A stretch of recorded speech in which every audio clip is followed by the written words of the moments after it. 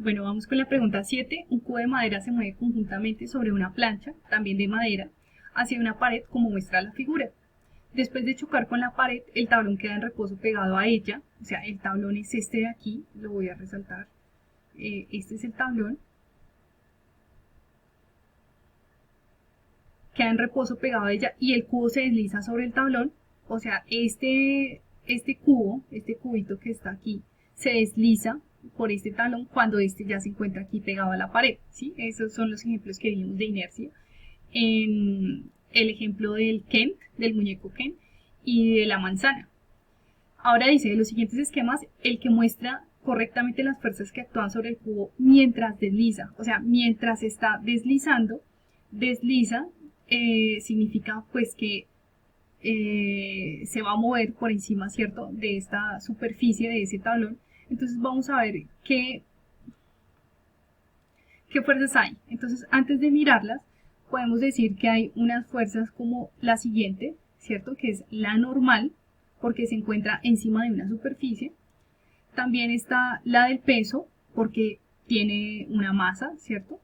La masa del cubo, voy a poner aquí m sub c, porque es la masa del cubo, pero como se está deslizando sobre ese tablón, entonces también tiene algo que se llama una fuerza de fricción.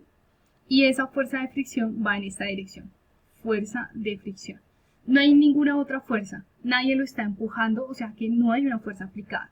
Entonces ahora sí identifiquemos cuál sería. Fíjense que esta tiene una fuerza, una F, que no tenemos aquí arriba en nuestro diagrama, aquí tampoco, y aquí por supuesto que tampoco. Entonces la respuesta correcta es la C. ¿Listo? La C. Ahora, la pregunta 8. Entonces me voy a mover para acá. En la pregunta 8 nos dice, una boya se ata al fondo del mar mediante una cuerda. En un día con el mar tranquilo, un estudiante observa que la boya se mantiene quieta durante unos segundos. Las fuerzas sobre la boya en ese intervalo de tiempo se representan en la figura. O sea, aquí ya tenemos las fuerzas identificadas. La fuerza de flotación hacia arriba, el peso de la boya y la tensión de la cuerda.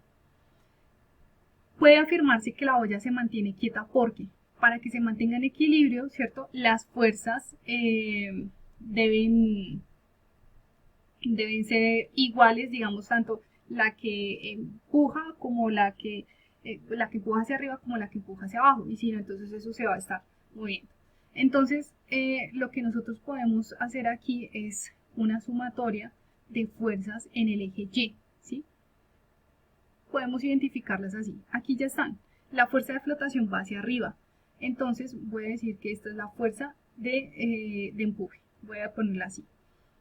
Y esta fuerza de aquí, la del peso y la de tensión de la cuerda, son estas. Menos, porque van hacia abajo, el eje vertical hacia abajo, el peso de la boya, ¿cierto? Menos la tensión, perdón, más la tensión.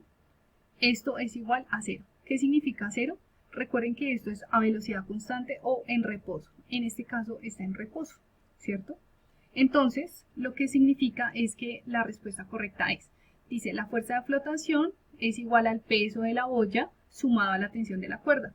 Si nosotros despejamos aquí, esto es igual a mg más la tensión. Podemos quitarle este si lo queremos representar matemáticamente.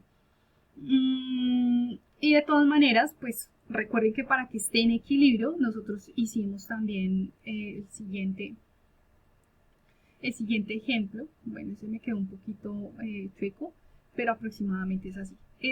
Cumple la misma función y deben ustedes tratar pues de contextualizar la situación. Entonces, aquí cuando yo pregunté por qué el objeto no se movía, me dijeron que porque las fuerzas estaban en equilibrio, ¿cierto? En equilibrio significa que las dos están igualándose.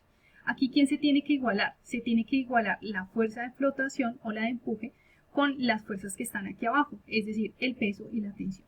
Por tanto, la respuesta correcta entonces es la fuerza de flotación es igual al peso de la boya sumado a la tensión. O sea, es esta la correcta. ¿Listo? Es la A.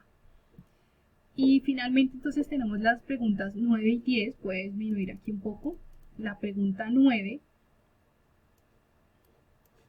y me voy a quedar por aquí un momento. Entonces dice: la siguiente gráfica muestra la variación de la fuerza de empuje que se ejerce sobre un cilindro a medida que se sumerge en un líquido, y el diagrama de fuerzas cuando el cilindro está totalmente sumergido a 6 centímetros.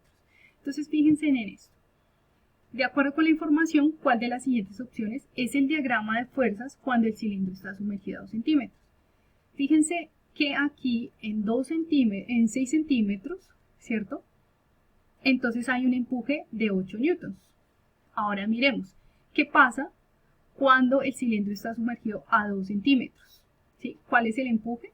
4. Entonces debemos buscar un peso, porque el peso no va a cambiar, ¿cierto? De 12 newtons, y un empuje hacia arriba de 4 newtons. Entonces miremos. Entonces, un empuje de 4 newtons, aquí está, y un peso de 12 newtons. Entonces, la respuesta correcta es la C. Voy a quitar aquí. Es esta. Es la C. El empuje es de 4 newtons. Ojo con esto. Esto es peso, entonces esto no tiene nada que ver, ¿cierto? O sea, esta se descarta de una con lo que tiene aquí escrito.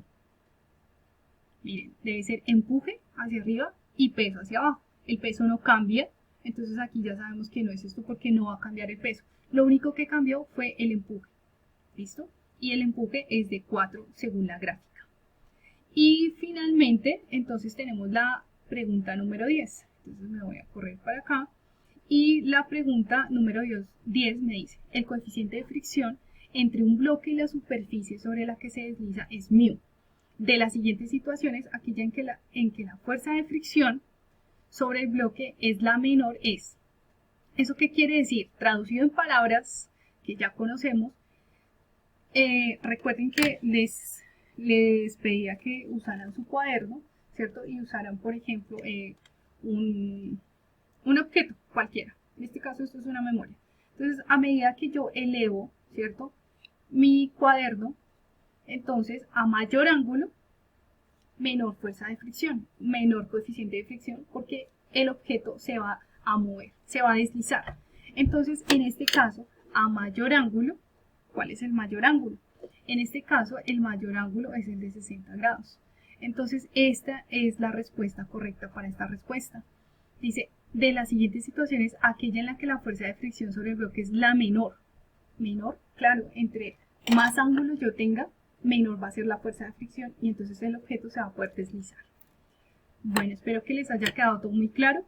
Si tienen alguna duda, por favor, me avisan en la próxima sesión. Que estén muy bien. Hasta luego.